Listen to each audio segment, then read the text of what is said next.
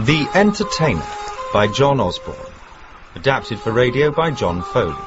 With Bill Nye as Archie Rice, David Bradley as Billy Rice, and Cheryl Campbell as Phoebe.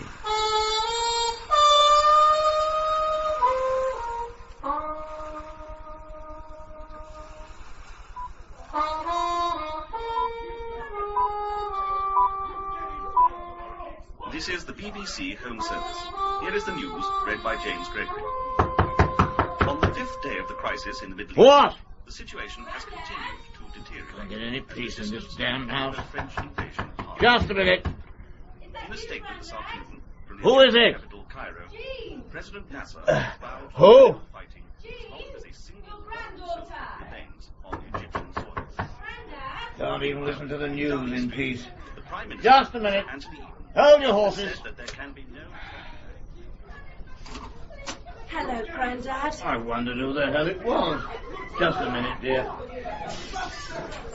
Do you mind being quiet down there, please? Will you kindly stop making all that noise? Why don't you shut your great big stupid mouth, you old fool? Bloody foreigners. Ought to be locked up, some of them. Well, come in if you're coming. It's drafty standing about in the doorway. Oh, yes. Did I disturb you? I am sorry. And close the door. I'd only just sat down to listen to the news. This is a bloody madhouse, this place. You're looking very well. How do you feel? Oh, I'm all right. You expect a few aches and pains at my age. Phoebe's at the pictures. She didn't tell me you were coming. I only decided to come up this morning. Well, give your granddad a kiss. Come on. It's good to see you. Well, it's nice to see you, my darling. Bit of a surprise. Go on, take your things off. Oh, here. I've got you some cigarettes. Oh, that's kind of you. Very kind. Thank you. Phoebe won't be long. What she went out for, I don't know. Gone to the pictures, has she? Yeah, she said she was going early. I don't know why she can't stay in. Well, she enjoys it. Oh, thank you for the cigarettes. Very nice of you. Still, if she stays in, she only gets irritable, and I can't stand rows. When she gets in that mood, I just go out for a walk, or to the club. The club? You haven't been there? No. Oh, I must take you then. It's very quiet, mind you. Except at weekends. You get some of the wives then, but I don't suppose it would appeal much to youngsters like yourself. There's none of that bogey-woogie. I'd like to go. Would you really? Oh, all right. We'll go tomorrow night. It's a good night Sunday. I sing them some of the old songs sometimes when I feel like it. Where's Dad? Oh, he's at the theatre. He's playing there at the Grand this week. Oh, yes, of course. You get a bit depressed sometimes sitting here. Oh, then there's the Rose and Crown down the road. I go there, of course, but there's not the old crowd there, you know. What about all this Suez Canal business, eh? Yeah. People seem to be able to do what they like to us. I don't understand it. Archie goes to that damn place down by the clock tower. The Rockcliffe? Yes, the Rockcliffe. Every tart and pansy boy in the district are in that place at the weekend. Archie tried to get me there the other day. No, thank you. It's just a meat market. How is Dad? He's a fool. Oh? Putting money into a road show. Is he? What is it this time? Oh, I don't remember what it's called. Have you seen it? No, I haven't seen it. I wouldn't. These nudes. They're killing the business. Anyway, I keep telling him it's dead already. Has been for years. It was finished when I got out of it. They don't want real people anymore. No, I suppose they don't. Well, why should a family man take his wife and kids to see a lot of third-class sluts standing about in the nude? It's not even as if they've got the figures nowadays. They're all skin and bone. Like me? You don't stand round with nothing on for everyone to gawp at, and God bless you for it. But you never see a woman with a really good figure now. I could tell you something about beautiful women. Now, why, half the time you can't tell the women from the men. Not from the back. And even at the front you have to take a good look sometimes. Oh. No, well, old Archie's a fool. He's bitten off more than he can chew. With this new show? Yeah. Has he really put money into it? Don't make me laugh. He hasn't got 2 halfpennies for a penny. It's all credit. Credit, if you please. How he gets it beats me. Still, he could always talk, your dad, and that's about all. I spent thousands of pounds on his education. He wasn't one of these scholarship people like you. And where's it got him? You all right? You look as though you've been keeping late nights or something. Lots of parties, eh? Oh, no, not really. You're not in any trouble, are you? No, Grandad. I'm not in any trouble. I just wondered why you came up to see us like this suddenly. Oh, it's just that You do as you like, my darling. But if ever you're in any kind of trouble, you will come to me, won't you? I will. Now, I'm serious. Phoebe will be back any minute, and I don't want her to know. I want you to promise me. I promise you, if there is anything, I will. How much was your fare up here? Oh, no, Grandad, please. Hold your bloody noise. If I want to give it to you, you shall have it. Here, just a minute. Please. Do as you're told and take it. I wouldn't have dared argue with my grandfather, even at your age. Well, I don't seem to have enough just now. How much is it? Oh, I don't remember. Of course you remember. Look, here's 10 bob. You take that. And on Monday, I'll go to the post office and get the rest out for you. Darling, you'll need that for the weekend. There's cigarettes and papers, and you're taking me to the club, remember? Oh, yes. Oh, I'd forgotten that. Well, we'll call it a loan, mind. A loan? Yes, a loan. You mustn't go short. We all need looking after. And you've got to look after your own kind. No use leaving it to the government for them to hand out to a lot of bleeders who haven't the gumption to do anything for themselves. I want to look after you, Jean. I do, really. You're a good girl, and I know you'll do something with your life. You'll be somebody. Bless you. Now, sit down, for God's sake. Oh, sorry. You look as if you're going to put your hat and coat on and go. Now, sit down and talk to your granddad. I don't get much chance to talk to anyone. You think you're a bit soft, just because you can remember things when they were a bit different. Like that barmaid in the pub. I've seen her laughing up her sleeve. She's a common bit of goods, too. Great bosoms sticking out here. As if you want to see that when you lean over for your drink, enough to put you off your beer. And she gives short measure. Oh. What time does the second house finish? I don't know, about 11, I suppose. You'll wait up all night if you wait for him. They wouldn't have employed someone like that in the old days, like a common prostitute. Perhaps I should go and meet him. Oh, do as you like, my girl, but I shouldn't. Have you been drinking? Yes. And I always know when a woman's been drinking. I'm sorry, Well, I dare say you know what you're doing. I had 4 gins. 4 large gins. I'll be all right. What's the business like? At the theatre, I don't ask. But I'll bet there's more in the saloon bar of the Rose and Crown than he's got in there. I know how you feel, girl. You just relax. I like listening to you. I always have. Yes, you always used to like coming to see me, didn't you? You used to enjoy yourself with me when you were a little girl. You were a pretty little thing with your dark curls and your little dresses. Not that looks are everything, not even for a woman, don't you believe it? Well, I'll say this for Archie. He always saw that you looked nicely turned out. You looked a little picture, always. I feel sorry for you people. You don't know what it's really like. You haven't lived, most of you. You've never known what it was like. You're all miserable, really.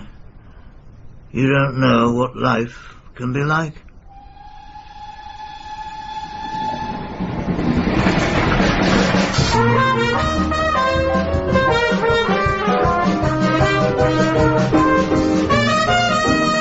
Good evening! Ladies and gentlemen, Archie Rice is the name. Archie! Shut up! Oh, good evening, ladies and gentlemen. Archie Rice is the name. Archie Rice. Mrs. Rice's favourite boy. Me and the girls are going to entertain you for the next 2.5 hours, and you really had it now. All the exit doors are locked. Talking about being locked in, some of these people ought to be locked up. They did. Honest, I'll give you a case in point. My wife. Oh, Charlie knows her, don't you, Charlie? Yeah. A real road mender's job she is, isn't she, Charlie? It's all right, I've taken his drill away from him now. I have, haven't I, Charlie? He's the only boy soprano in the Musicians' Union. I know what you're waiting for. You're waiting for the girls, aren't you? Right there. Just keep your peckers up. They'll be on in a minute. You've got to put up with me first. And to open the show, here's a little song I wrote myself. I hope you like it. Why should I care? Why should I let it touch me? Why shouldn't I sit down and try to let it pass over me? Why should they stare? Why should I let it get me? What's the use of despair if they call you a square? If they see that you're blue, they'll look down on you. So why, oh why should I bother to care? Thank God I'm normal. Why, oh why should I bother to care?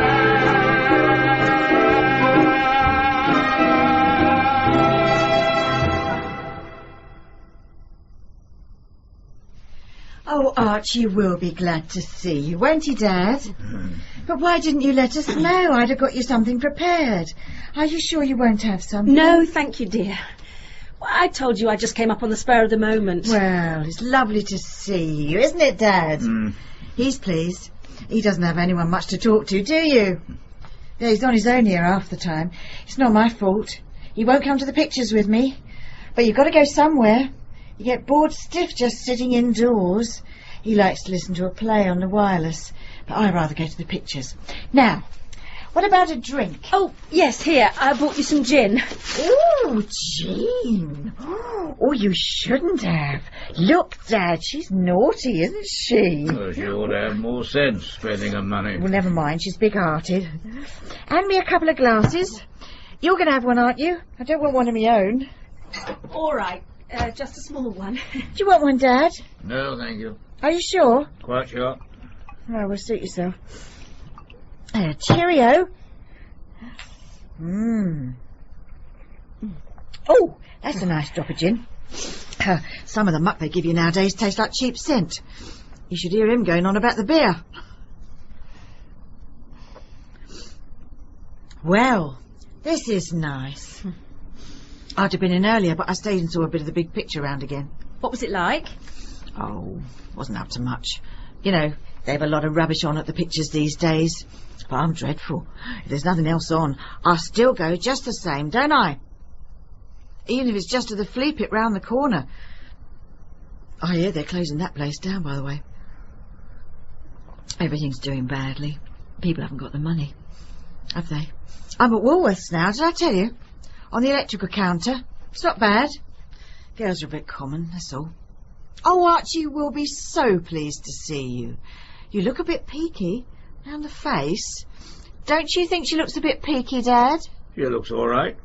I don't suppose she's eating properly. You know what these young girls are. Graham's all right, is he? Yes, he's all right. There's nothing wrong there, is there? Why don't you mind your bloody business? She'll tell you if she wants to. She doesn't mind telling me if there's anything, do you? We had a slight disagreement, nothing more, that's all. After all, she may not be my own, but I did help to bring her up a little, didn't I? Oh, well, dear, don't take any notice. You'll soon make it up. Men are funny. You don't want to take any notice of them. I wish I didn't. That's right. Have another drink. You'll soon feel better. What did you have a row about? Something silly, I bet. You haven't broken off your engagement. I don't know. Probably. Oh, dear. I'm sorry. I went to the rally in Trafalgar Square last Sunday. You did what? I went to the rally in Trafalgar Square. What for God's sake? Because, Grandad, somehow, with a whole lot of other people, I managed to get myself steamed up about the way things were going. You mean about Sue's? Yes. And you went to Trafalgar Square? She said so, didn't she? I should think you want your bloody head examined. That was more or less Graham's feeling about it. Only he's 50 years younger than you, and he put it a bit differently. It all really started over something I wanted to do. And then it all came out, lots of things. All kinds of bitterness.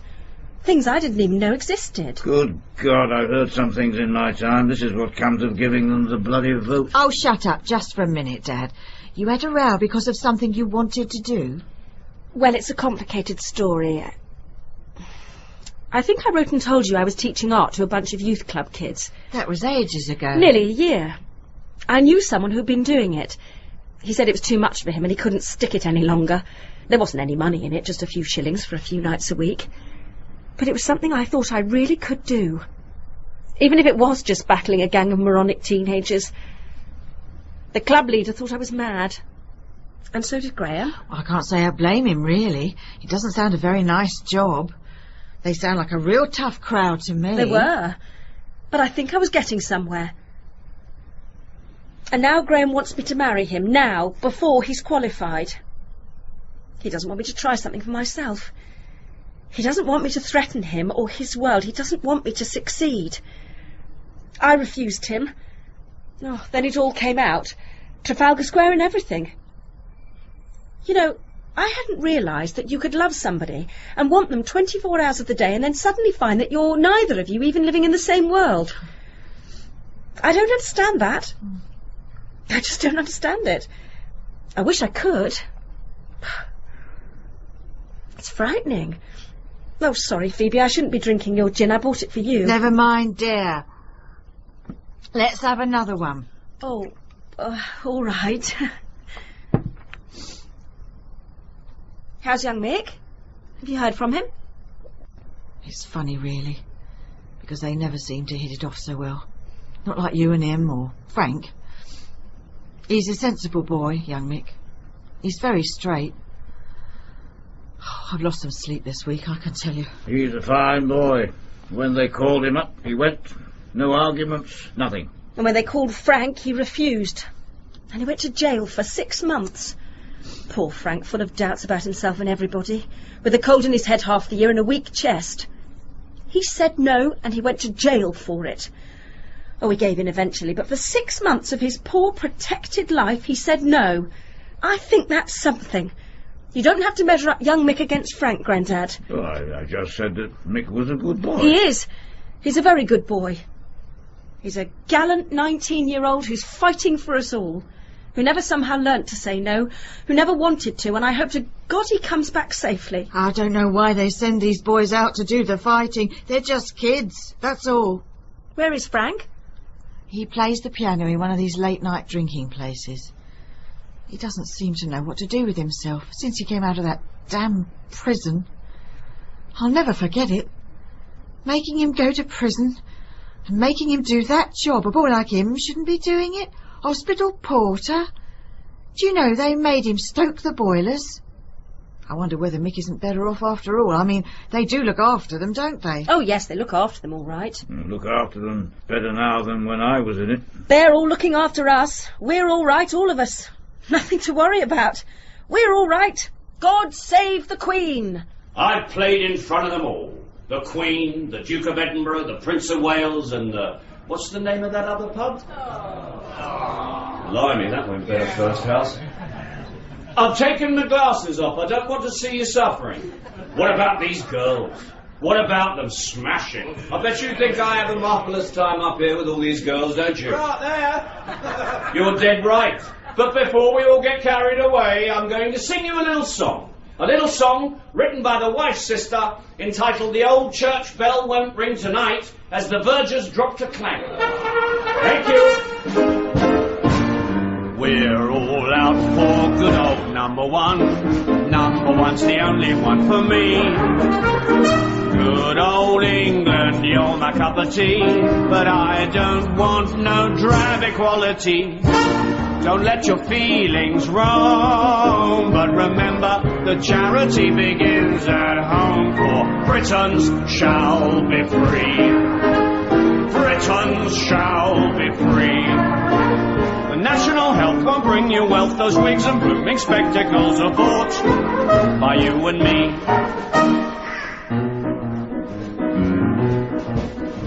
The Army and the Navy and the Air Force are all we need to make the blighters see. It still belongs to you, the old red, white and blue. Those bits of red still on the map, we won't give up without a scrap.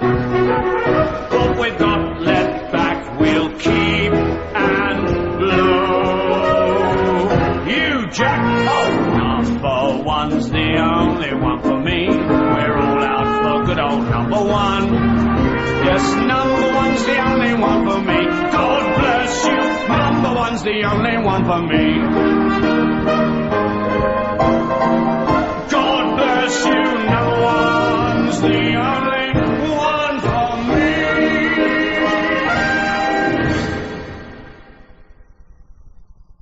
Women were graceful then. They had mystery and dignity. You know, Jean, when a woman got out of a cab, she descended, and you put your hand out to her smartly to help her down.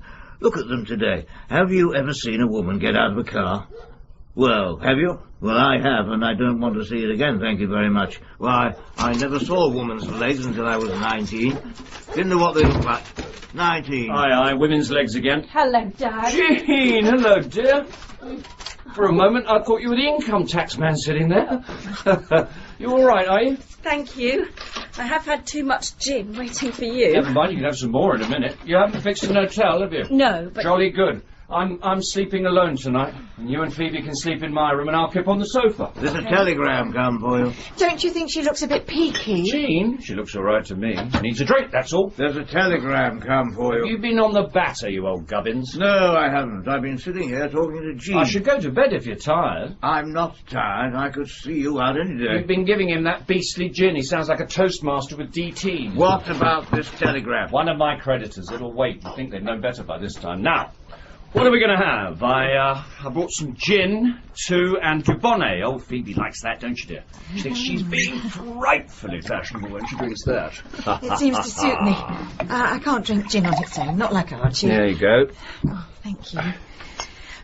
Yeah. Was it all right at the theatre? No, it wasn't all right at the theatre. Monday night there were 60 sad little drabs in, and tonight there were about 200 sad little drabs. Oh, Archie. Go on, have your Dubonnet, dear. Don't get all emotional. Jean, that's yours.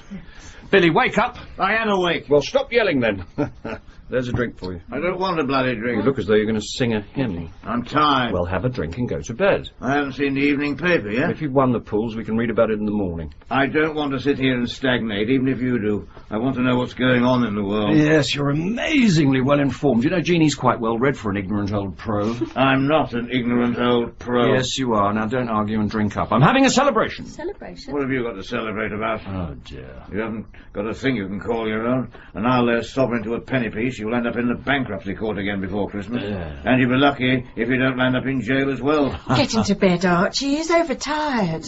Go to bed, you're overtired. I'm not overtired. I don't relish the idea of another jailbird in the family. Be quiet, Dad. You've had too much to drink. I could drink you lot under the table. Here we go. I used to have half a bottle of 3-star brandy for breakfast. And a pound of steak and a couple of chorus girls. I leave chorus girls to you. Don't get excited, Father. You'll wake the neighbours up. Don't talk to me about that bunch of greasy tomcats. Dirty foreigners. One Britisher could always take on half a dozen of that kind, or used to. Doesn't look like it now. Well, never mind. Don't spoil the party. Now, as I was saying before my ignorant old father interrupted... There's nothing to be ashamed of in being an old pro. It's more than you'll ever be. You don't know the meaning of the word. Oh, go to bed, Dad. You're getting silly now. You had to have personality to be a comedian, then. You had to really be somebody. The reason for this little celebration is that tomorrow... Oh, it's today now. Today is my 20th anniversary. 20th anniversary? Anniversary of what? Of my not paying income tax. The last time I paid income tax was 20 years ago. In 1936? That's right, 1936. They'll get you all right. They always get you in the end, you'll see. All right, love, you can sing us a hymn later. I think that is a very significant achievement, and I deserve some kind of tribute for it. Well, Jean, don't you think your old man deserves a tribute? I was just wondering how you came to pay income tax in 1936. Ah, bad luck, that's all. I was trapped in hospital with a double hernia. Oh. Very nasty it was, too. I thought all my plans for the future were going to be finished at one point. Anyway, I was lying there on my back, wondering whether draft bass on its own was enough to make life worth living, when two men in bowlers and raincoats sprang at me from behind the screens. I think the ward sister must have tipped them off. Jean's had an upset with Graham. Oh, I'm sorry, dear. I should have asked, shouldn't I? I'm afraid I'm a wee bit slewed. She's broken off her engagement. Have you really? Well, I should have thought engagements were a bit suburban for intellectuals like you, anyway. You'll be getting a motorcycle and a sidecar next. Oh, stop poking fun at her, Archie. Be sensible. You can see she's upset. I'm not upset. And I haven't made a decision about anything yet. I just came up because I wanted to see you all, see how you are, and because I miss you. That's very sweet of you, dear. I appreciate that. I do, really. She knows I'm not poking fun at her. Anyway, what's happened with you and Graham? Your daughter went to that Trafalgar Square circus last Sunday, if you please. Oh, really? Are you one of those who don't like the Prime Minister? Does he bring you out in spots? Oh, Christ, I wish I knew what was going to happen to us. I feel rather like that about that horrible dog downstairs. It brings me out in a rash every time I look at it. There are three things that do that to me. Three things: nuns, clergymen, and dogs. I don't want to always have to work. I mean, you want a bit of life before it's all over. It takes all the guilt off if you know you've got to go on and on till they carry you out in a box. Phoebe, don't upset yourself, please. Well, let's enjoy ourselves. Enjoy myself? You think I don't want to enjoy myself? I'm just sick of being with down and outs. I'm sick of it and people like him. I wish women wouldn't cry. Jean, try and say something to her. Why don't you? I wish I could. I only wish I could. Come on, Phoebe. Would you like to go to bed? Yes, I think so, dear, if you don't mind. I think I've overdone it a bit. Archie knows what I'm like. I never could stand too much excitement. I think perhaps I got overexcited at seeing you. It was such a nice surprise. And I'm probably worrying about young Mick. I keep thinking of all that fight. Get some sleep, love. You'll feel better when you wake up. All right, dear. I'll get along. It's late anyway. Dad should have been in bed hours ago. It'd be awful tomorrow. Make you go to bed, Archie. I will. See her up, Jean, will you? Of course. Come on, Phoebe. Would you come and say goodnight to me, Archie? Yes, I'm just going to finish my little celebration. It's my anniversary, remember? He's funny. Come on, Phoebe. Do you want another before you turn in? No, thank you. I have had sufficient. Oh, come on, you old gubbins. I know that expression. That's your I'm going to sing a hymn look. You think I won't? I'm damn sure you will. All right, let's have a good heart warmer, then drink up your beer and go to bed. All right, I will. Onward, Christian soldiers, marching as to war, with the cross of Jesus going on before, Christ the royal master. Right. Oh, Jean. I want to tell a word with Dad. Oh, well, I leave you to it. Good night, love. Good to see you. Good night, Grandad. Good night, son. Good night, Dad.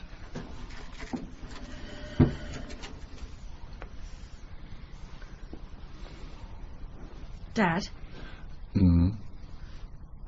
You're keeping something to yourself. You never miss a thing, do you?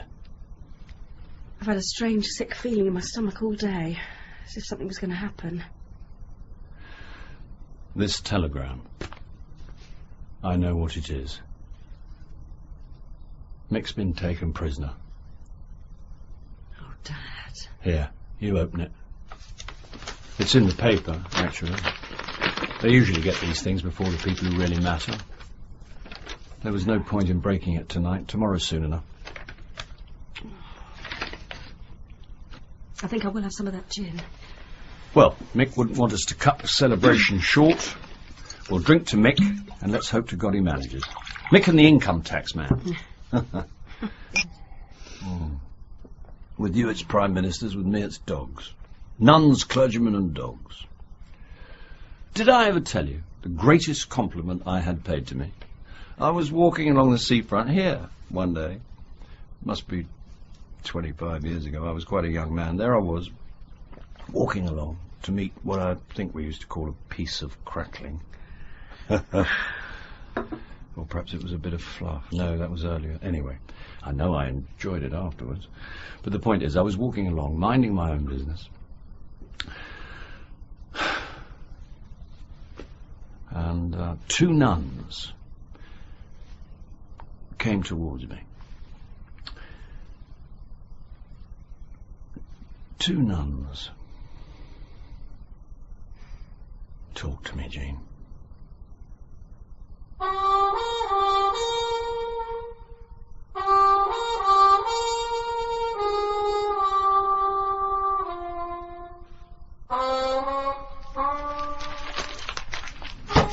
I knew they couldn't keep him. They wouldn't dare. Home in a couple of days. I just can't believe it. They wouldn't dare, not even nowadays. Cockeyed bunch they are.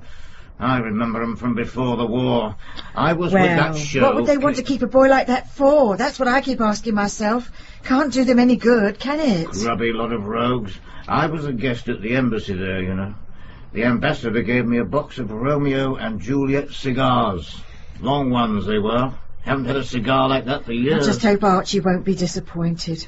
I'm so afraid everything will go wrong and they won't let Mick come home after all. Pardon me, Phoebe, but you do talk the most almighty rubbish I've ever had to listen to. They've given a formal undertaking. Formal undertaking, my backside. If I thought that boy's future depended on their formal undertaking, we could say thank you very much and good night. It says here in the paper that they got an aeroplane standing by, all ready to rush him home. Formal undertaking. Proper politicians' words they are. They'd mean damn all if one of our lot said them. Look here. Bring him home. In a matter of a few hours, Sergeant Rice should be speeding homewards in a specially allocated Dakota. They know damn well they don't do anything else. Oh, we're going to have ourselves a hero, you can see that. Any one of us would have done the same thing. There's nothing wrong with any of us. Never has been. You can't all get to the top. You can't make your own luck. Me, I was always lucky, mind you. I was good, too.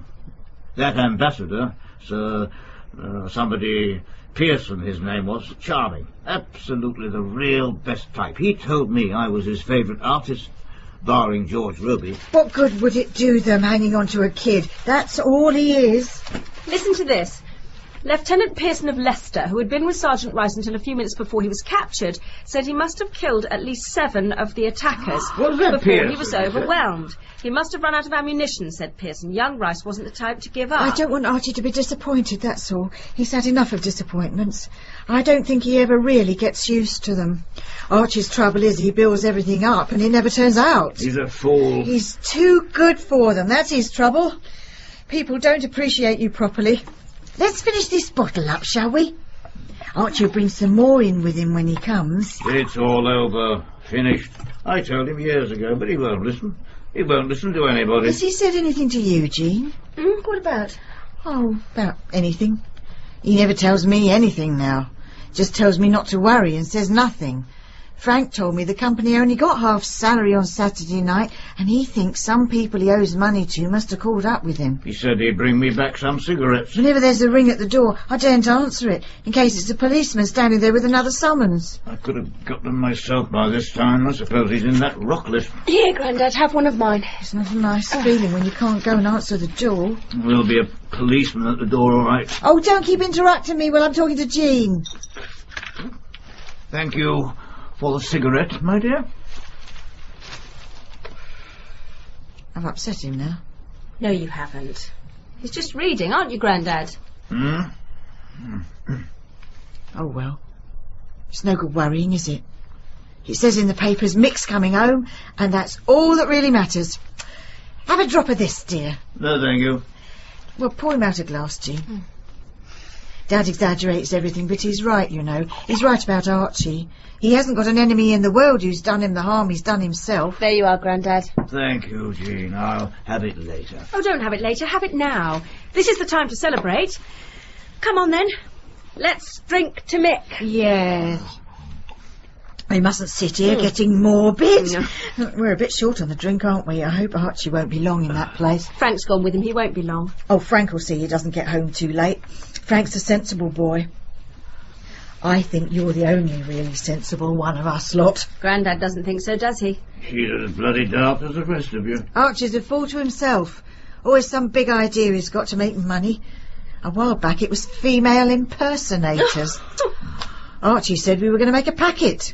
By the time it got started, it had all petered out. Now it's rock and roll. It's like the women. Oh, They get tired of him. They come here a few times and that's that. why don't you hold your bloody He noise? doesn't like me talking about it. As if she doesn't know what's been going on all this time. Well, there's no reason to talk about She's it. not soft, are you, dear? I don't want to hear about it, and I shouldn't think she does. I was only telling And her. I'm telling you, don't. There's nothing you can tell her, so hold your noise. Grandad, please. Why don't you go back to London to your friends? Oh, don't let's argue. We're no good to you. I don't think I want to go back to London. I was just saying in the course of ordinary conversation that Archie wasn't very lucky, that's all. And if I mentioned the women, it was just because it's...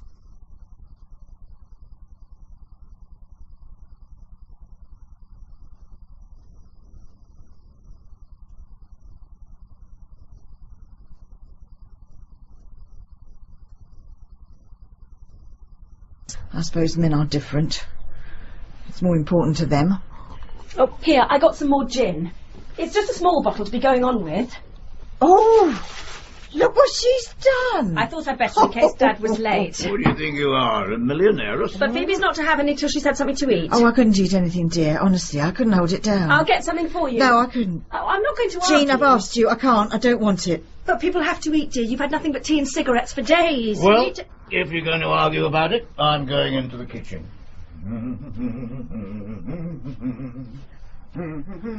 People have to eat, she says. That's not all they have to do. They have to do a whole lot of things.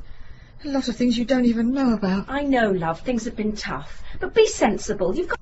Don't tell me to be sensible, Jean. Oh, I'm sorry, I didn't mean it like Don't that. tell me to be sensible. You're a sweet girl, Jean. I'm very fond of you, but you're not even my own daughter. I wouldn't take that from Mick or Frank, and they're my own. All right, forget it. We'll forget it. We haven't had our drink to Mick yet. Don't presume too much. Phoebe, please, I just... Don't presume too much.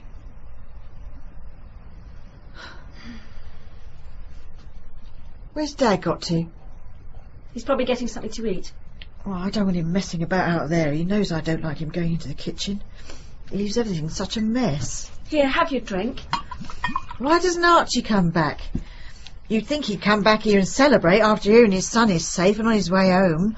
I don't know. You people. Come along, Phoebe, don't let's have a row. And over nothing, it's silly. It's not silly. Anyway, who said we were having a row? All I said was I wasn't hungry and you start getting at me. I wasn't getting at You people, you're all alike. Believe me, Phoebe, I wasn't. I can't eat because I feel sick. You don't know what it's like. You don't know what it's like because we tried to do our best by you. Oh, Archie tried to do his best by you, even if it didn't add up to very much. Not that you weren't a good girl. You worked hard. You deserved it. You've always tried. And you've got what it takes. That's more than any of us have got, my dear. You're the only one of us who has. You and young Mick. And the old man, of course. He had it. Not that it's any use to him now. He's just a has-been, I suppose. Still, it's better to be a has-been than a never was. His other son's the same, old Bill. Archie's brother. Not that you'd think he was. There's no flies on brother Bill. He's a barrister, that's why you like him so much. I like him because he's a gentleman. He's different from your father. even if they did go to the same posh school and all that. I like him because of the way he treats me. He talks to me beautifully. You should hear the way he calls me Phoebe. I only saw him a couple of times. He didn't approve of the way Archie carried on. Sometimes in the early days he'd come and see us. He always slipped a couple of fivers in my hand before he left, and he'd just say, "Not a word to Archie now." I remember he came once and Archie and me didn't have a bean. Bill heard that Archie was in trouble again. This time it was something serious. He tried to pass a dud cheque and he picked the wrong person or something. Anyway, Bill came over. We were living in some bloody digs in Brixton, and the kids in the street made a terrible mess of his car. When I saw what they'd done to it, I felt so ashamed, and I burst out crying. He patted my arm in that way of his and said, "I'm so sorry, Phoebe, I really am. I'm afraid it's always going to be like this." Well, he got Archie out of whatever it was, and that was that. It wasn't the money. Always helping Archie, although I was grateful for that, of course. It was the way he spoke to me in that quiet, gentlemanly way, and the way he patted my arm. Yes, I can see him doing it. What do you mean by that? Nothing, dear. Well, let's not talk about it. What do you mean by that remark? Oh, it's just that I can see Brother Bill patting your arm, slipping that £10 in your hand and then driving off to have dinner at his club. That's all, Phoebe. Now let's not talk about it anymore. You mean he was just sorry for me, don't you? No, I don't. Come on, say it. You mean he was just sorry for me? I didn't mean that. Now, come on.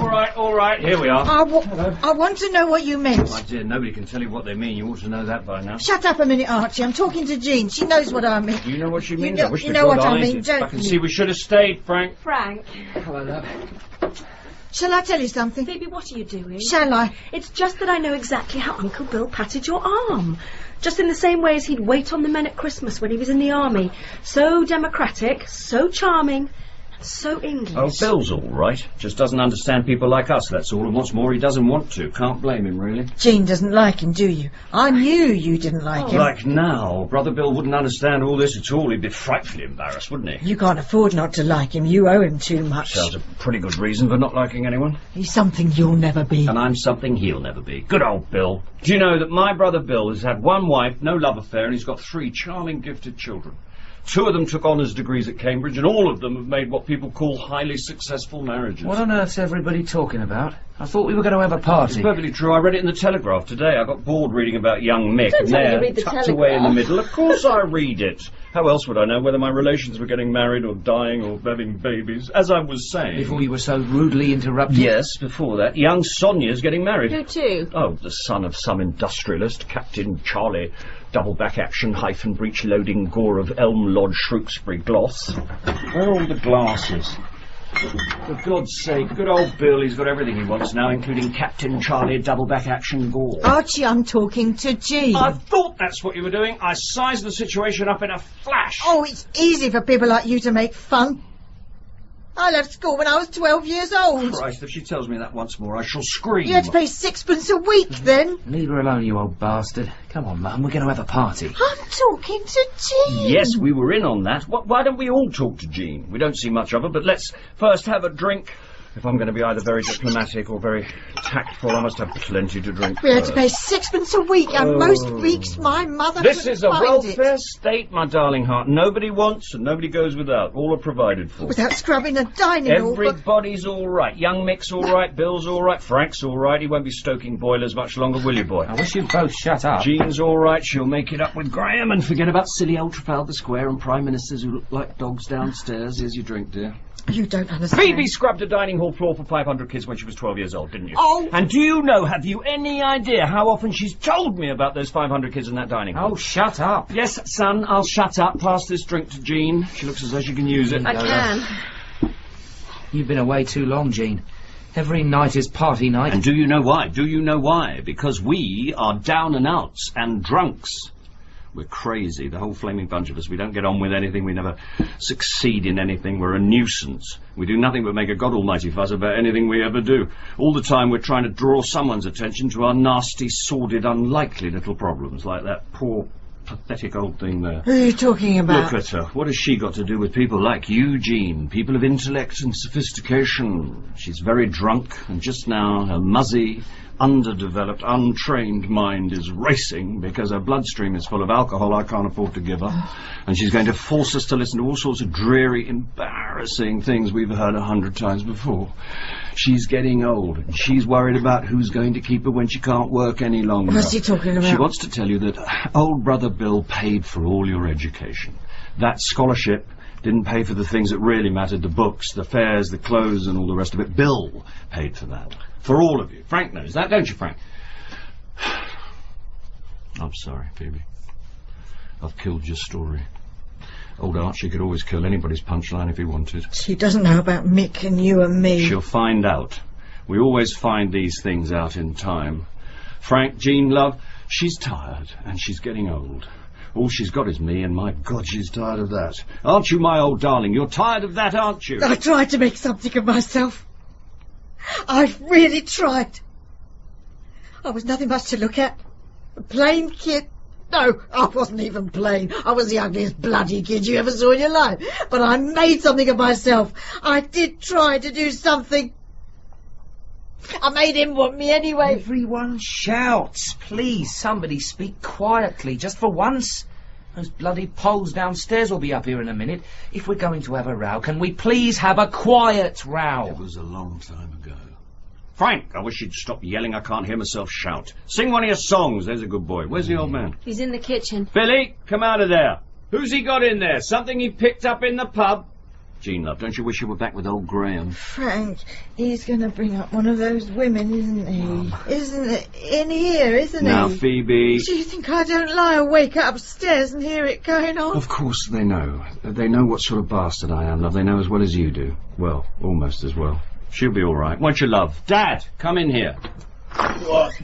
There you are, you old has-been. What's the matter with you, love? We're all just waiting for the little yellow van to come. Did you get my cigarettes? Except for Jean. There's still hope for her. My cigarettes? Here you are. You've been at that cake. What? You've been at my cake, haven't you? Well, I was hungry. The cake was for Mick. I bought it for Mick when he comes home. Well, never mind. What do you mean, never mind? Mick wouldn't mind. Well, I mind. I mind very much. Why couldn't you leave it alone? Well, I just... It wasn't for you. Phoebe, forget it. We'll buy another one. Oh, you'll buy another one. You're so rich. You're such a big success. What's a little cake? We'll order a dozen of them. I bought that cake, and it cost me 30 shillings. It was for Mick when he comes back, because I want to give him something. Something I know he'll like, after being where he's been and going through what he has. And now that bloody greedy old pig has to go and get his great fingers into it. Oh! I'm going to my room.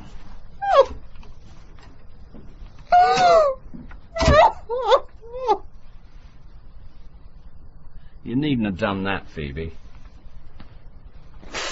Oh, I'm sorry, Archie. Try and forgive me. Come on, love, pull yourself together. That's what we should have done years ago. Pulled ourselves together. Let's pull ourselves together, together, together. Let's pull ourselves together, and the happier we will be. That's right, Come chaps. Remember, we're British. Yeah, now let's fill up and be happy. What about old Mick, eh? Yes. What about old Mick? Yes. Don't look so glum, Jean. You know what everybody's like. Do I? We're all a bit slewed, which means we're a bit more subhuman than we usually are. Perhaps Dean doesn't want to have a drink, and do you know why? Know why? Because I don't think she even likes him. I don't think she likes me. There's no reason why she should, but that won't stop her or me. Frank, go and talk to the old man and get him to come back. Righto. We'll try to be a little normal just for once and pretend we're a happy, respectable, decent family, for Mick's sake. Do you know, I really think that's what he'd like somehow. I'm sure he thinks we're rather dreadful. Don't worry, Jean, you won't have to put up with this kind of thing for long, any more than Mick. And this is Mick's party. Phoebe, let's see you do your dance. She dances jolly well, you know, don't you poor old thing? And Frank can sing us a song. Let's make it a party. Mick the soldier's coming back. Let's just whoop it up!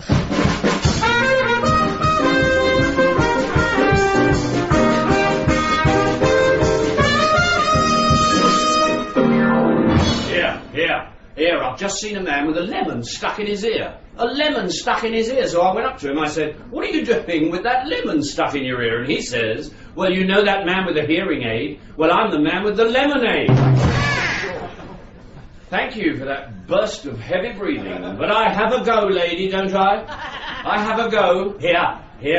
Did I tell you about the wife? Did I? My wife, not only is she stupid, but she's cold as well. Oh yes, cold. She may look sweet, but she's a very cold woman, my wife. Cold and stupid. She's what they call a moron glacé.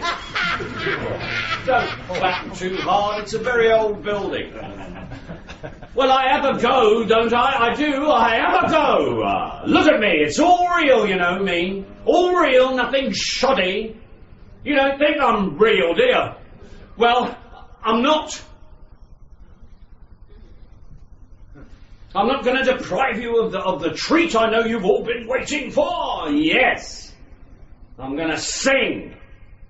I'm going to sing you a little song, written by myself. A little song called My Girl's Always Short of Breath, but she don't mind a good blow through. Now I'm just an ordinary bloke, the same as you out there. Not mad for women, not a soak, I never really care. Thank God I'm normal. Thank God I'm normal, I'm just like the rest of you chaps. Thank God I'm normal, I'm just like the rest of you chaps. Decent and full of good sense, I'm not one of these extremist chaps, for I'm sure you'll agree that a fellow like me is the salt of our dear old country,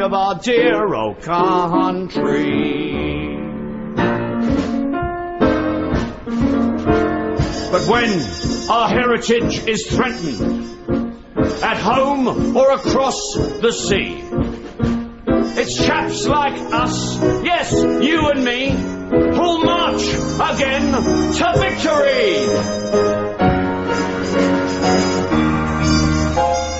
Some people say we're finished, some people say we're done. But if we all stand by this dear old land, the battle will be won! Thank God we're normal. So thank God we're normal. We are the country's flower. And when the great call comes, someone will gaze down on us and say, they made no fuss, for this was their finest shower. Yes, this was their finest shower. And thank God we're normal. Thank God we're normal. Yes, this is our finest shower.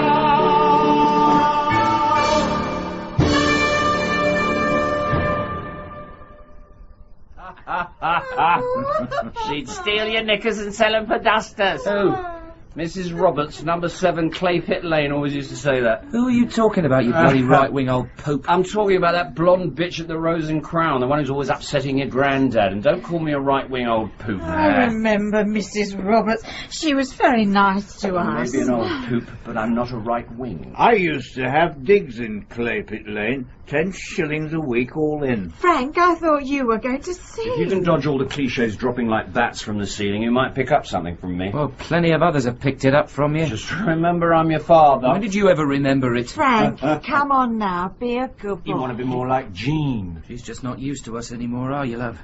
You all right? I'm all right. You feeling better, Phoebe? Yes, thank you, dear. Come over here and give me a kiss. Mum. Oh. He's a good boy to me, aren't you, dear? Even when I act a bit daft.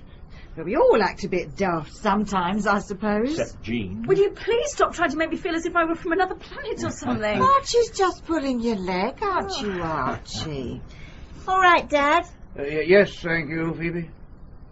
Archie, put something in his glass. It's nearly empty. I was just trying to remember the name of that woman. What woman? The one in Claypit Lane. She used to give us bacon every morning for breakfast, and she'd melt cheese over it. First time I'd ever had it.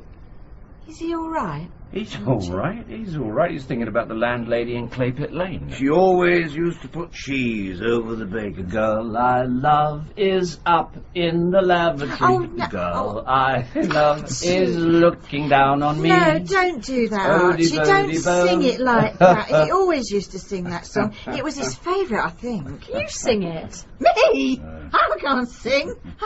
I don't even know if I can remember the words. Go on, love. How shall I, Archie? Why not? Oh, all right then.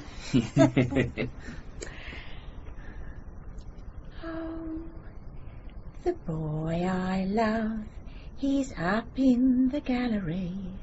The boy I love is looking down at me. Where is he? There is he, waving off his handkerchief, happy as the robin that sings on the tree. Thank you, Phoebe. Thank you. Oh, it sounded bloody awful, I expect. Well, I'm going to bed. Already? I only sat up to drink a toast to young Mick. I'm going to bed before you get those bloody poles up here. Good night. Good night, Dad. I suppose I ought to go in a minute. I feel a bit tired. Still, I shan't go into work tomorrow. Of course not. Who's Claire? I should go to bed, dear. Yeah, just a minute. I'm going to read her Claire's letter. Now, Claire's my niece in Toronto. She's my brother John's daughter. Oh, they're all over there now. My brother John as well. They started off in the restaurant business 4 years ago with $500. Now they've got a hotel in Toronto. And they're going to open another one. Jean's not interested in all that horse manure about Canada. Of course she's interested. She doesn't mind, do you? No, they've opened one hotel in Toronto, and now they're going to open another hotel in Ottawa. My brother John is managing the one in Toronto for them, but they want us to go out there and for Archie to manage the hotel in Ottawa. What do I know about hotels? All I've lived in is digs. But he gets cross if I mention For God's sake, don't say I get cross if you mention it. You've mentioned it, haven't you? And I'm not cross. I just think it's a bloody pointless idea. When did they write this to you? About a fortnight ago. What about the boys? Well, they can come too if they want. I don't know about Mick, but Frank likes the idea. Do you, Frank? Look around you. Do you think of any good reason for staying in this cosy little corner of Europe? If anyone's going to let you do anything or try anything here, Jeannie, because they're not. You haven't got a chance. Who are you? You're nobody. You're nobody, you've no money and you're young. And when you end up, it's pretty certain you'll still be nobody. You'll still have no money. The only difference is you'll be old. You better start thinking about number one, Jeannie, because nobody else is going to do it for you. Why? Because nobody believes in that stuff anymore. They're all so busy speeding down the middle of the road together, not giving a damn where they're going, as long as they're in the bloody middle. The rotten bastards. Shh, you'll wake up the Poles. Somebody should wake you up. You should go to bed. You and that blonde bitch in the rose and crown. You and her. Like a monkey up a tree, I don't think. I'm going to bed. Good night, boy. Good night, Frank. Rock of ages left to me. Anyway, you can't buy draft bass in Toronto. This is what she says. She talks about us coming out and paying our fare, etc. And then the job in Ottawa. Experience isn't necessary, it's having your own people. She says, we have a 21-inch TV set, a radio, etc. And now we have a car with automatic shift and all the fancy gadgets everyone goes in for over here. I'm quite sure that you and Archie would settle down in no time and everything would work out fine. I thought you'd like to hear what she said. Yes, thank you. Are you staying up much longer, Archie? I'm just going. Well, I think we're all tired. I can't take all this excitement anymore. Good night, dear. Forgive me for being a bit silly, won't you? Forget it. Good night. Good night, Archie. I'll come up and say good night. Oh, thank you, dear.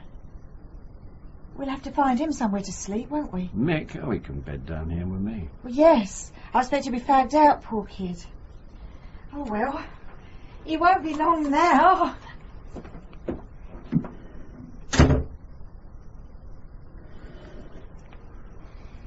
I went to Canada during the war. I remember. Couldn't get any draft bass. Not even in Toronto, and they seemed to reckon that was pretty English. Didn't seem very English to me. I can't get over you going to a rally in Trafalgar Square. Did you really care about all that? I thought I did at the time. Like draft bass and women, eh? Did I ever tell you my nuns' story?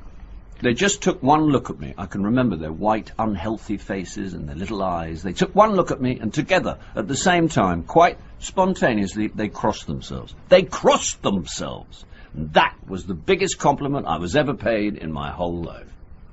Let's have some more of this, shall we? Sure. You are having trouble with Phoebe tonight.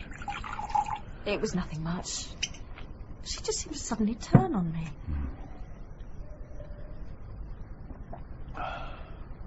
Your mother caught me in bed with Phoebe.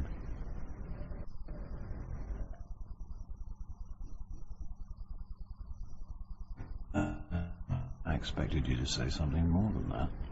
What do you want me to do, hold a rally in Trafalgar Square? All my children think I'm a bum. Perhaps we should go to bed. No, stay up for a while. You'd just been born, and your mother found Phoebe and me together. Poor old Phoebe. She never even enjoyed it much. Your mother walked out. She walked out just like that. She was what you call a person of principle. She knew how people should behave, and there were no two ways about it. She never forgave me. You didn't love her? Yes, I loved her. I was in love with her, whatever that may mean. Anyway, a few months later, she was dead, and that was that. She felt everything very deeply, your mother, much more deeply than I did. Perhaps we could have worked it out between us. Did I ever tell you the most moving thing that I ever heard? It was when I was in Canada. And one night I heard some negress singing in a bar. Now, you're going to smile at this. You're going to smile your educated English head off, because I suppose you've never sat lonely and half-slewed in some bar among strangers 1,000 miles from anything you think you understand.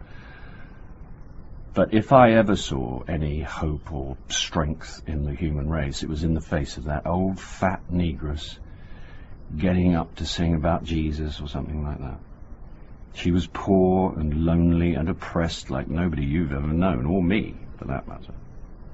I never even liked that kind of music, but to see that old whore singing her heart out to the whole world, you knew somehow in your heart that it didn't matter how much you kick people, how much you despise them. If they can stand up and make a pure, natural noise like that, there's nothing wrong with them, only with everybody else. I've never heard anything like that since. There's nobody here who can feel like that. I wish to God I could. I wish to God I could feel like that old black bitch with her fat cheeks and sing. If I'd done one thing as good as that in my whole life, I'd have been all right. Better than all your getting on with the job without making a fuss and all that, or doing something constructive, and your rallies in Trafalgar Square. I wish to God I were that old bag.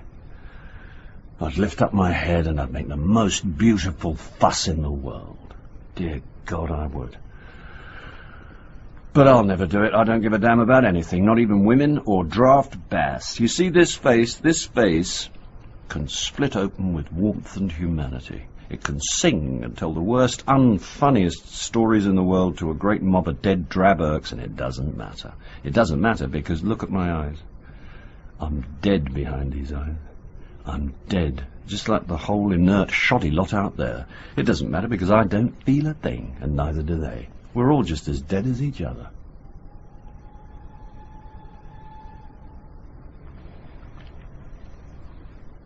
Dad? Tell me something.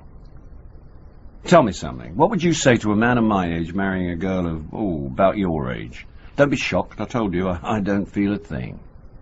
You're not serious. You couldn't do a thing like that. You've been away from your old dad a bit too long. We've never seen much of each other, have we? Well, never mind. You couldn't do that to Phoebe. Not a divorce. Children. They're like the bloody music hall. Don't worry about your old man. He's still a bit worried about young Mick. At least I suppose he is. I told you nothing really touches me. As the man said, I've paid me money. I defy yous to entertain me. Let anyone get up there and give a performance. I don't care how good it is. Old Archie, dead behind the eyes, is sitting on his hands. He's lost his responses on the way. You wouldn't think I was sexy to look at me, would you? Well, I have a go, lady. I have a go. Don't I? I do. I have a go. That barmaid in the Rose and Crown. That barmaid who upset poor old Billy. I had her. When he wasn't looking. Archie, here's a policeman at the door for you. It's the income tax man. The policeman? What do you think he wants? It's the income tax man. I've been expecting him for 20 years. I thought you had someone in here. Just me and my daughter. Me and my daughter Jean, by my first love. Why don't you go back to London? Say, aren't you glad you're normal? I've always been a 7-day-a-week man myself, haven't I, Phoebe? A 7-day-a-week man. I always needed a jump at the end of the day, and at the beginning too, usually. Well, it's everybody's problem, unless you're like Mick and have got no problem. Well, he had a problem, but now he's on his way. Yes, that's a boy without problems. I'm a 7-day-a-week man myself, twice a day. Poor old Phoebe. Don't look so scared, love. Archie's drunk again. Dad! It's only the income tax man. Dad! The bastards! The rotten bastards! They've killed him! They've killed Mick! Those bloody bastards! They've murdered him! The rotten bastards! Oh, Lord, I don't care where they bury my body. No, I don't care where they bury my body, 'cause my soul's going to live with God.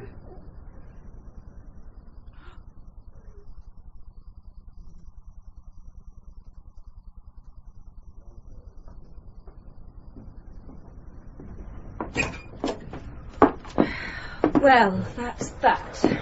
Poor Mick. My Aunt Rosie always used to say the same thing after a funeral. Well, they gave him a good send-off. Always said it without fail. Poor old Rosie. I used to wonder what would happen if she didn't say it. Old Rosie and me used to have some good times together. Used to go out a lot before we were both married. Are you all right, Phoebe? Here, Mum, let me take your coat. Oh, thank you, dear. I'm all right. A bit tired. What a place London was then for having a good time. Best place in the world for a laugh. People were always ready to laugh, give you a welcome. Best audience in the world. I was in a little village in Donegal once.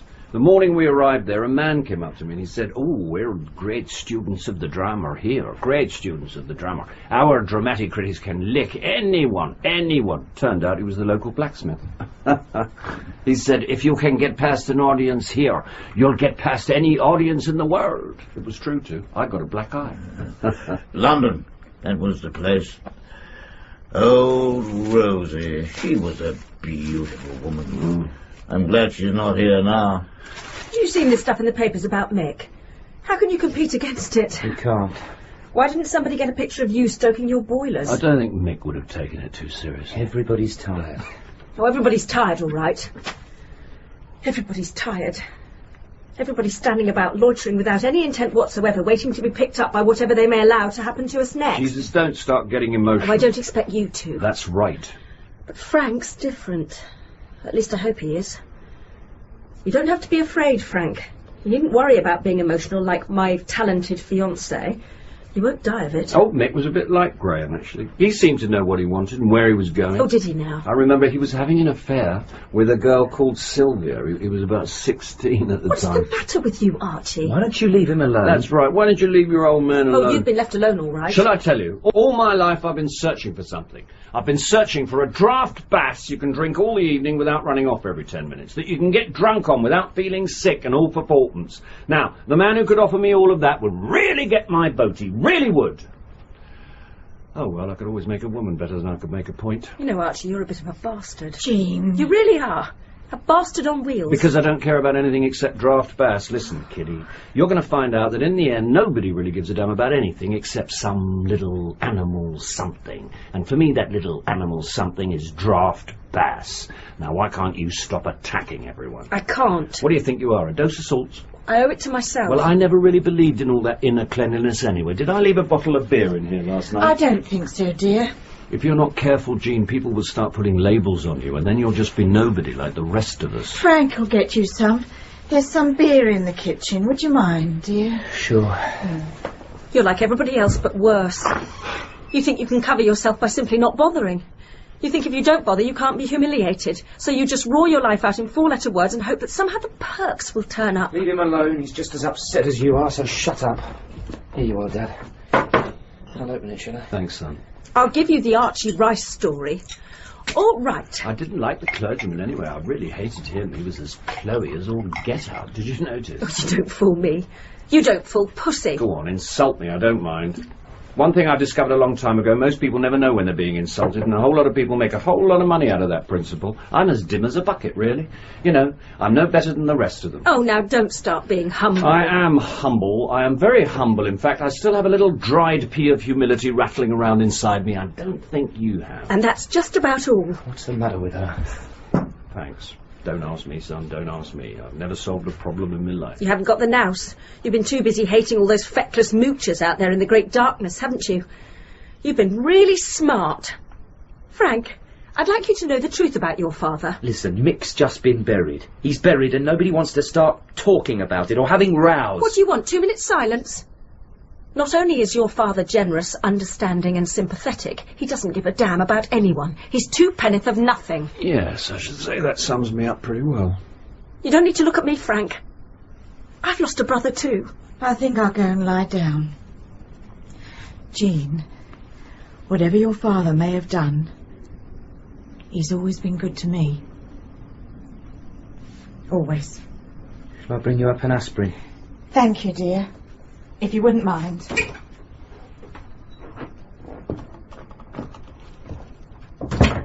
Dad, you can't divorce her.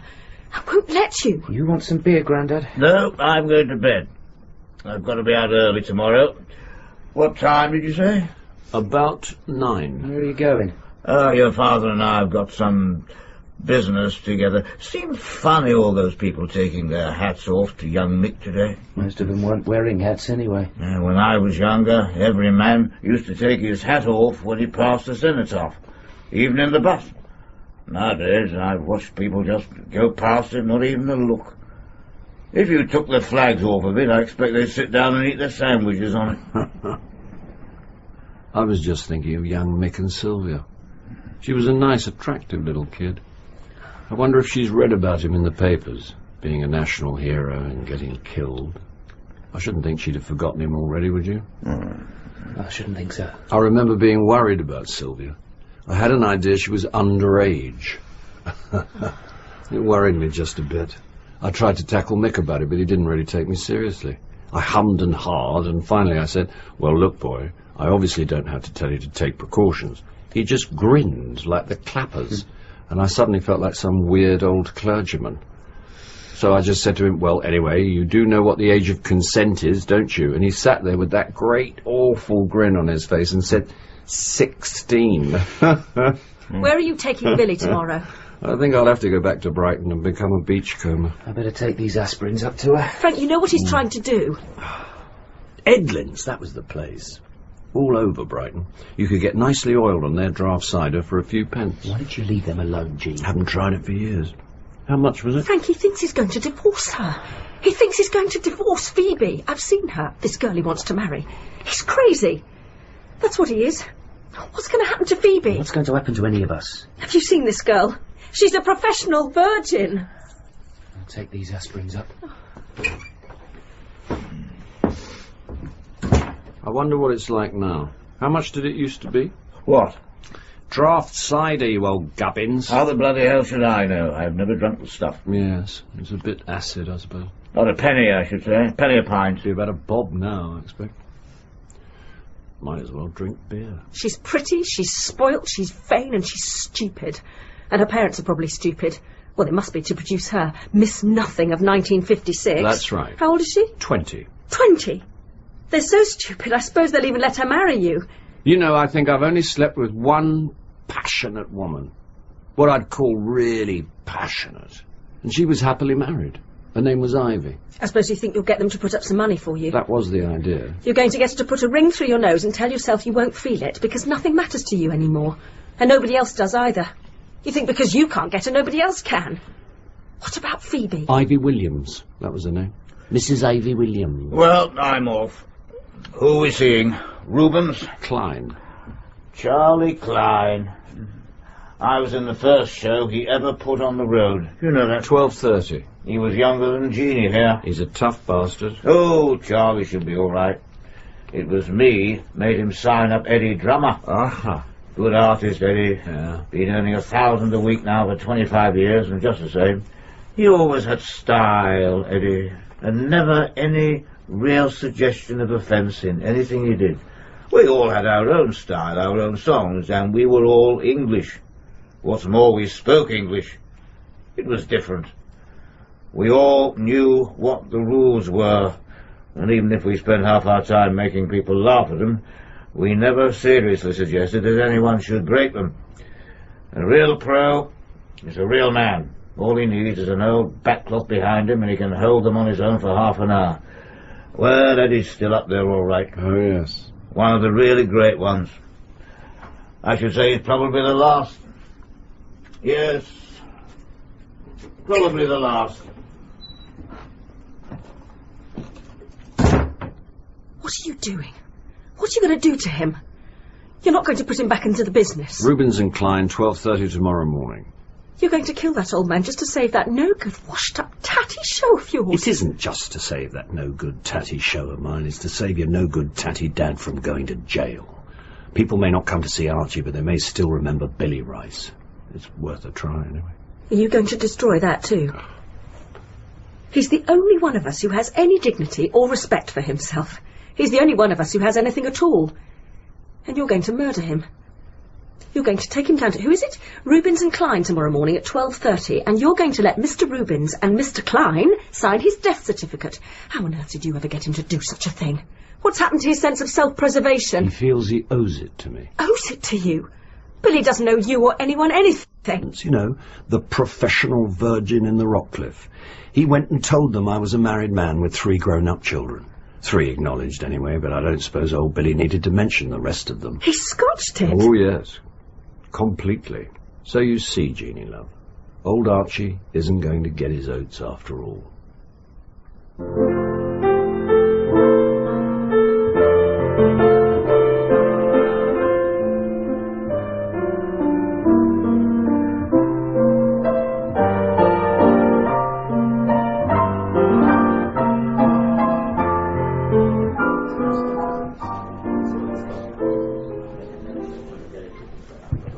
Ladies and gentlemen, Billy Rice will not appear tonight. Billy Rice will not appear again. I wish I could sing a song for him in his place, a farewell, but unfortunately I can't. Nobody can. None of us, anyway.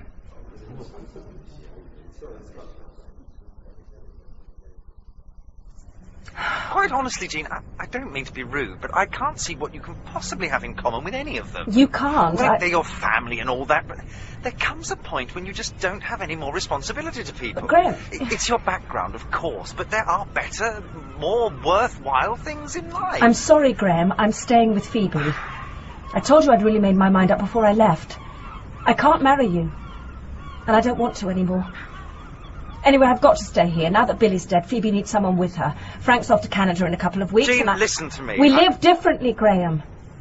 You and I don't even draw breath in the same way. Oh, this is just rubbish. No. You're no different from me. You were in love with me. You said so. We enjoyed ourselves together. We could make a good thing of it. I've got quite a decent career lined up. We would have everything we want. Come back, Jean. I'm sorry, Graham. I can't.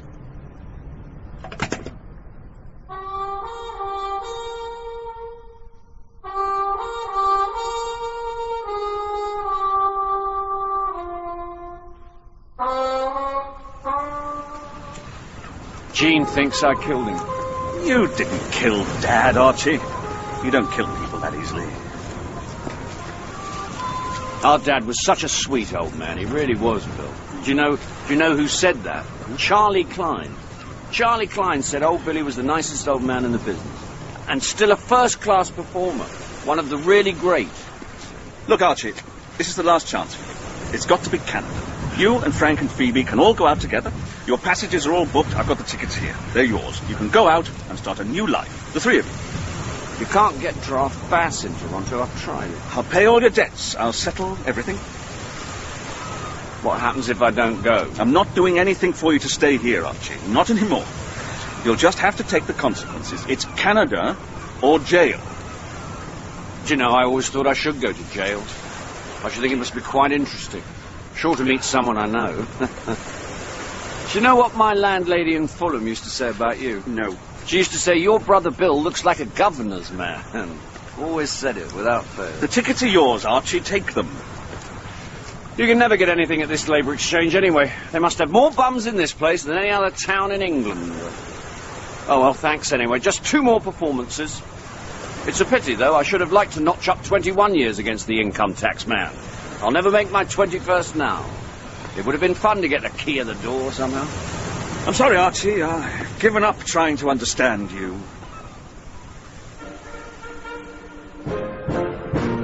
We're all out for good old number one.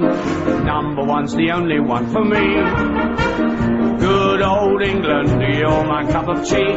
But I don't want no drab equality. Don't let your feelings roam. But remember, the charity begins at home. What we've got left back, we'll keep and blow you, Jack. Number one's the only one for me. God bless you. Number one's the only one for me.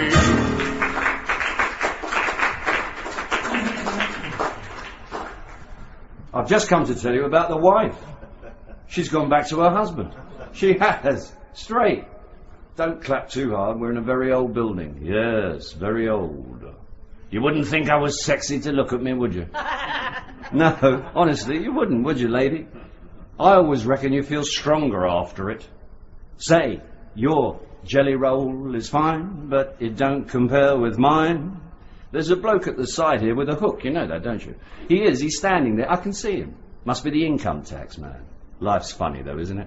It is, life's funny. It's like sucking a sweet with the wrapper on. Oh well, we're all in the fertiliser business now, I suppose. Well, I'd rather have a glass of beer any day, I would. You don't believe me, but I would. You think I'm gone, don't you? Go on, say it, you think I'm gone. Well, I am. What's the matter? You feeling cold up there? Before I do go, ladies and gentlemen, I should just like to tell you a little story. It's about a man, just a little ordinary man like you and me, and one day he woke up and found himself in paradise. Well, he looks up and he sees a fella standing next to him. It turns out that this fella is a saint. He's on the welcoming committee. And the saint says to him, well, he says, you're now in paradise. Am I? He said. You are, says the saint. What's more, you have earned yourself eternal happiness. Have I? You most certainly have, says the saint. Can't you hear the multitudes? Why, everyone is singing. Everyone is joyful. What do you say, my son? So the little man took a look around him at all the multitudes of the earth spread out against the universe, and all the hosts of heaven and all the rest of it. All the wonder and the joy of eternity is round about you, said the saint. You mean this is all eternity and I'm in paradise? That is so, my son. Well, what do you have to say? So the little man looks around him again and he says, I've often wondered what I'd say if this ever happened to me. And the saint smiled at him kindly and says again, and what do you say, my son? There's only one thing I can say, says the little man. And he said it. Well, the saint looked as if he'd been struck across the face by some great hand. The host stopped singing and all the angels hid their faces, and for a tiny splash in eternity there was no sound at all in paradise.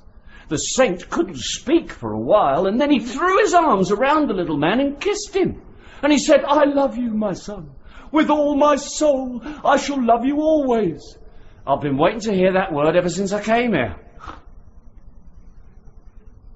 Oh, well, I have a go, don't I? I have a go.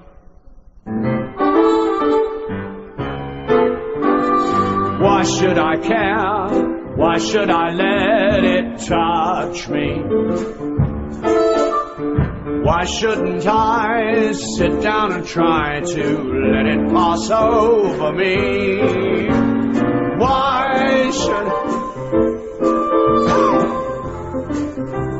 Why should I let it get me? What's the use of despair?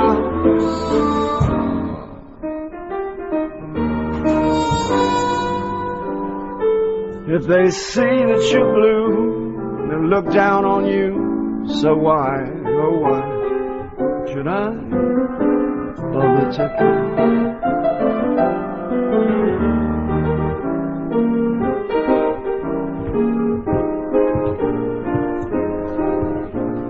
Here's your coat, Archie.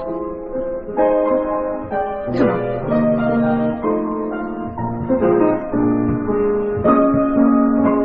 You've been a good audience, a very good audience.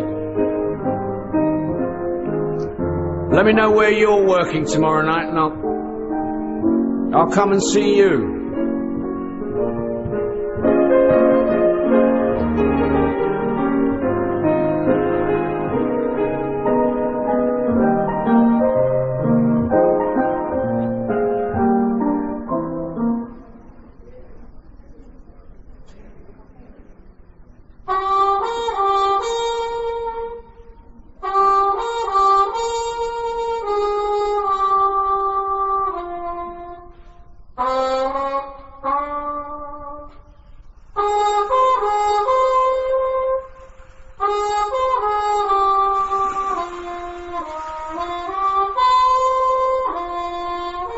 In The Entertainer by John Osborne, adapted for radio by John Foley, Archie Rice was played by Bill Nye. Billy Rice was David Bradley, Phoebe, Cheryl Campbell, Jean, Sarah Jane Holm, and Frank, Bertie Carvel. Graham was David Thorpe, and Brother Bill, Philip Fox. Musical direction was by Colin Sell. The percussionist was Paul Gearbow, and the trumpeter, Phil Revens. Technical presentation was by Graham Harper, and the broadcast assistant was Alison Rees.